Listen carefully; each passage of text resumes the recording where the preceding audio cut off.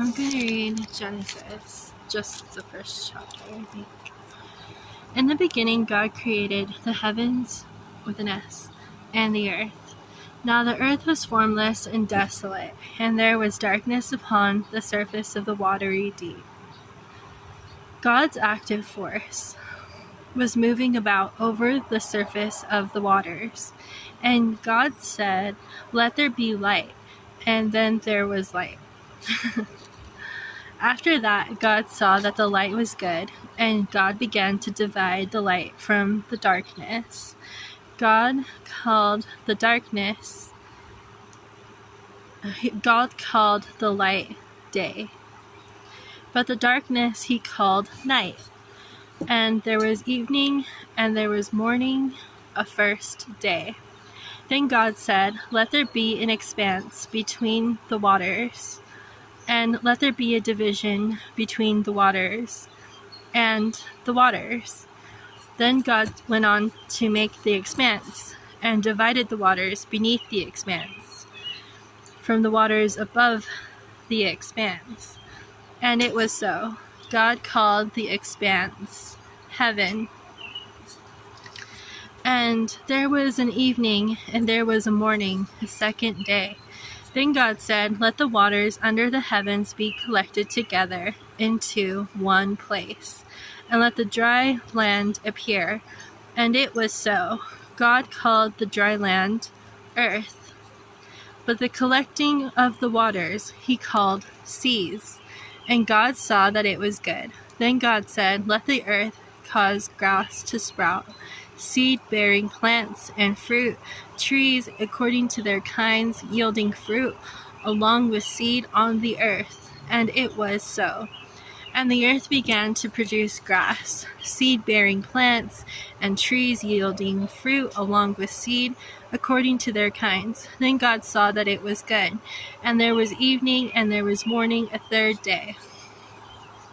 Then God said, "Let there be luminaries in the expanse of the heavens to make a division between the day and the night. And they will serve as signs for seasons and for days and for years. They will serve as luminaries in the expanse of the heavens to shine upon the earth." And it was so. And God went on to make the two great luminaries, the greater luminary for dominating the day, the lesser luminary for dominating the night, and also the stars. Thus, God put them in the expanse of the heavens to shine upon the earth, and to dominate by day and by night, and to make a division between the light and the darkness. Then God saw that it was good. And there was an evening, and there was a morning, a fourth day.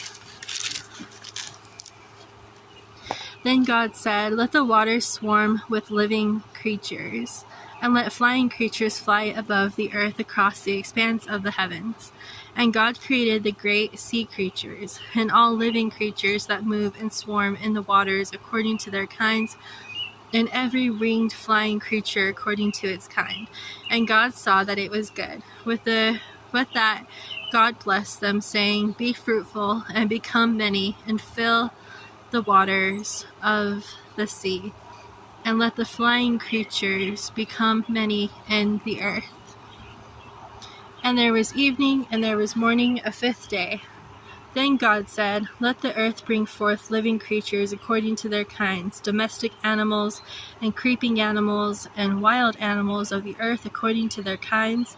And it was so. And God went on to make the wild animals of the earth according to their kinds, and the domestic animals according to their kinds, and all the creeping animals of the ground according to their kinds. And God saw that it was good. Then God said, "Let us make man in our image, according to our likeness, and let them have in subjection the fish of the sea, and the flying creatures of the heavens, and the domestic animals, and all the earth, and every creeping animal that is moving on the earth." And God went on to create the man in his image. In God's image he created him. Male and female he created them. Further, God blessed them. And God said to them, "Be fruitful and become many, fill the earth and subdue it, and have in subjection fish of the sea, and the flying creatures of the heaven, and every living creature that is moving on the earth." Then God said, Here I have given to you every seed-bearing plant that is on the entire earth, and every tree with seed-bearing fruit. Let them serve as food for you, and to every wild animal of the earth, and to every flying creature of the heavens, and to everything moving on the earth in which there is life. I have given all green vegetation for food. And it was so. After that, God saw everything he had made, and look, it was very good. And there was evening, and there was morning, a sixth day.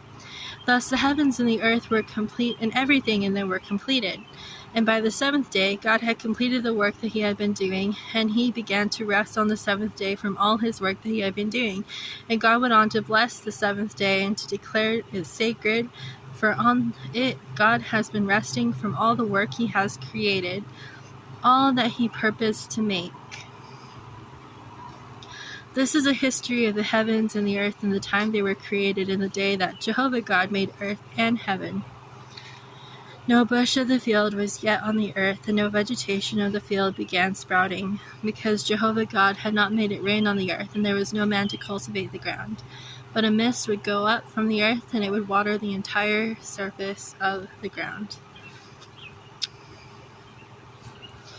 And Jehovah God went on to form the man out of dust from the ground, and to blow into his nostrils the breath of life, and the man became a living person.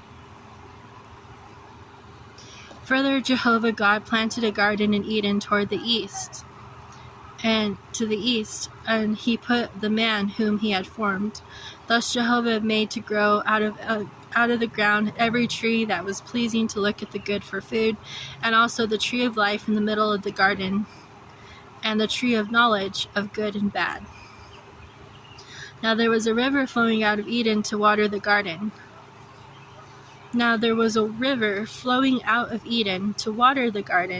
And from it divided into 4 rivers.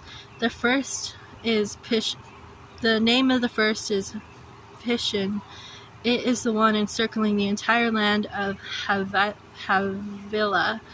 where there is gold. The gold in that land is good. Bdellium, gum, and onyx stone also there. The name of the second river is Gihon. It is the one encircling the entire land of Cush. The name of the third river is Hiddekel. It is the one going to the east of Assyria. And the fourth river is the Euphrates.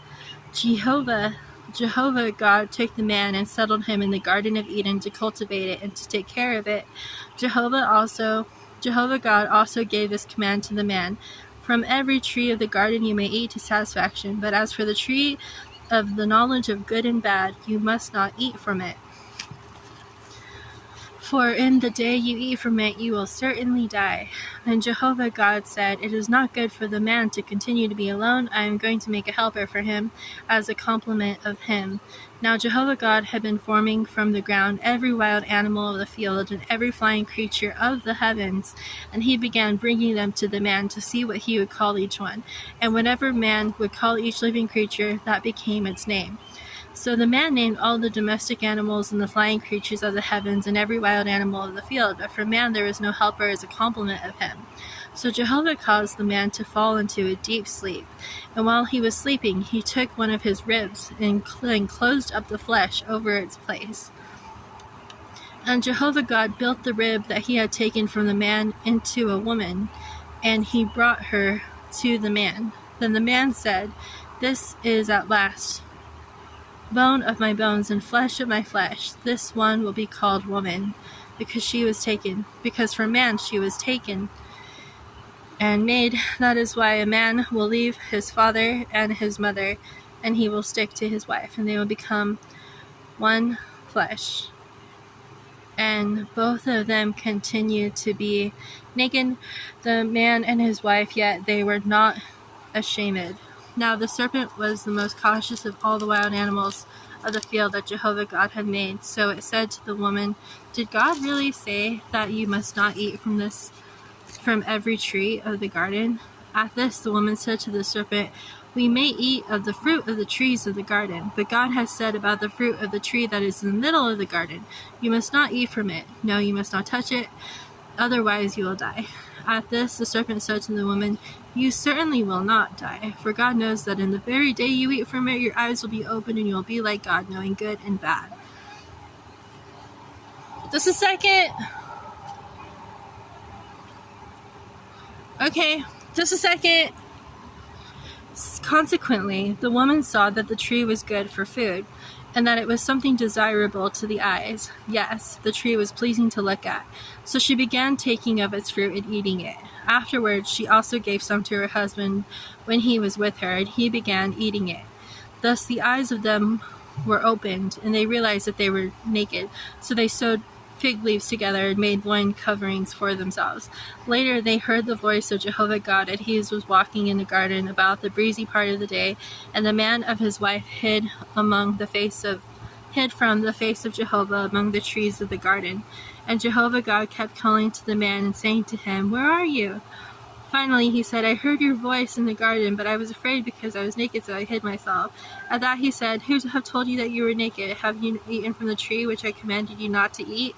The man said, "The woman whom you gave to be with me, she gave me fruit from the tree, so I ate." Jehovah God then said to the woman, "What is this you have done?" The woman replied, "The serpent deceived me, so I ate." Then Jehovah God said to the serpent, "Because you have done this, you are cursed out of all the domestic animals and out of all the wild animals in the field. On your belly you will go, and you will eat dust all the days of your life. And I will put enmity between you and the woman, and between her offspring, and between your offspring and her offspring. You will crush your head, and you will strike him in the heel." To the woman he said, "I will greatly increase the pain of your pregnancy. In pain you will give birth to children, and your longing will be for your husband, and he will dominate you."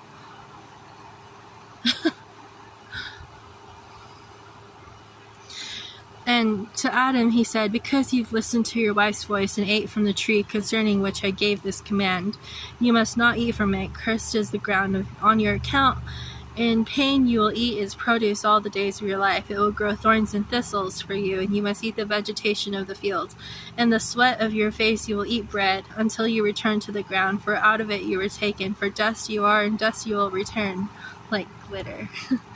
After this, Adam named his wife Eve, because she was to become the mother of every one living. And Jehovah God made long garments from skins for Adam and for